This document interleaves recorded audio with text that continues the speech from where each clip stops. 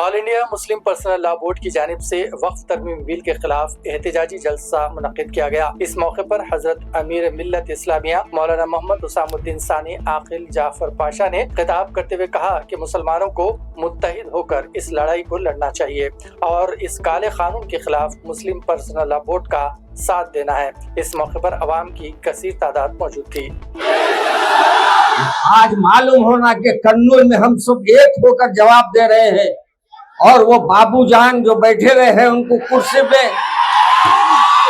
उनको ये समझाना है कि मियाँ हमारे तरफ से रंग से चमन की बागबां तेरे, हम जो निकलेंगे तो चमन को समझ गए ना। समझदार है माशाअल्लाह कन्नूर वाले। मेरे अजीज दोस्तों, आज जो जलसा हो रहा है उसके अहम 4 बुनियाद आपके सामने रख देता हूँ। पहली बात तो ये है कि ये आज का जलसा क्यों रखा गया है, हमारे नौजवानों को इल्मी, बहुत से नौजवान इससे वाकिफ नहीं है कि ये प्रोग्राम क्यों रखा गया। याद रखिए, आज हमारी ये हुकूमत जिसका ये बाबूजान साथ दे रहे हैं वो ये चाहती है कि मुसलमानों के जो मसाजिद है और जो मस्जिद कब्रिस्तान है, जो ईदगाहें हैं, इन सब पर वो अपना दावा ठोकना चाहती है। उन दावेदारों को दावा डालकर ये चाहती है कि मस्जिदों को अपने कब्जे में करे और ये मंदिरों को अपने ये खबरों को कब्रिस्तानों को अपने कब्जे में करे। इंशाअल्लाह हम होने नहीं देंगे, हरगिज़ नहीं होने देंगे। हम बाबू को ये समझा रहे हैं, बाबू अभी भी आ जाओ लाइन पे। एक साहब बीवी को छोड़ के बैठे, तुम वतन को छोड़ के नक्को बैठो।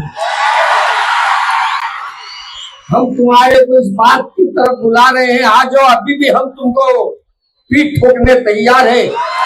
अगर तुम हमारे साथ नहीं होंगे ना तो फिर तुमको छोड़ के रख देंगे। तुम्हारी हुकूमत आइंदा नहीं आ सकेंगी। मुसलमान जिस पे लगा देता है, ठोक देता है अपना वोट, फिर वही जीत के निकलता है। हम तादाद में कम है।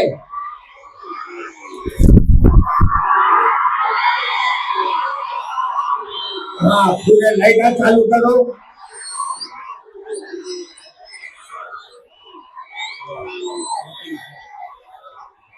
भाई समझी भी का पूरे लाइट चालू करो मोबाइलों के। बताओ असद भाई को कि हम यहाँ है, आपका साथ दे रहे हैं, बोलो।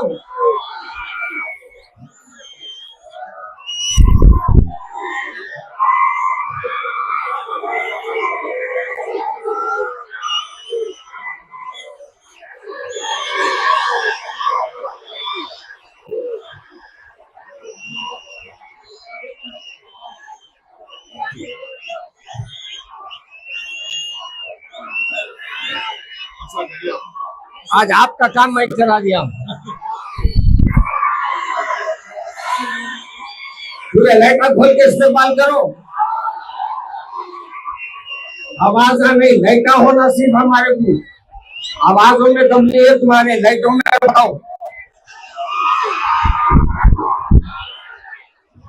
चलो बैठो, बैठ जाओ। बस वो बाबू को बताना है अपने को। अब उन बेटे को आगे ला रही, अगर ऐसे हरकत ना करे तो उनका बेटा आगे आता, उसको आगे ला सकते हैं। बोलोगा ले लेंगे ना। ये आवाज उनको पहचानने दो, ये बता दो उनको कि बाबू साहब हमारे दम से है आप। हम वोट देते हैं तो आप जीतते हैं, अगर हम वोट नहीं डालते हैं तो आप कहीं के भी नहीं रहते। आपको तेलंगाना से भगाए, आप आंध्रा में आ गए। अब यहाँ से जाके अपना कहीं भी और दूसरी तरफ गुजारा नहीं है आपका। तो मेरे अजीज दोस्तों, मैं अर्ज कर रहा था, इधर सीधा बैठ जाओ भाई। मैं आपसे अर्ज कर रहा था, ये कब्रिस्तानों को, घर, अपने मसाजिद को और अपने ईदगाहों को ये चाहते हैं कि अपने कब्जे में ले ले और मुसलमानों में एक इंतशार पैदा कर दे। मगर हम ये चाहते हैं कि यहाँ के चीफ मिनिस्टर हमारे बाबू साहब जो है वो ये बिल के ऊपर जो उन्होंने तारीफ की है, हम उनसे अपील करते हैं कि वो इसकी मजम्मत करें। तैयार है ना आप लोग? अभी बाबू तक आवाज जाना नहीं, आवाज निकाले यार लोग कहीं।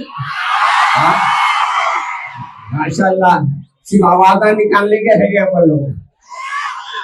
काम के कम है, घूम के ज्यादा है।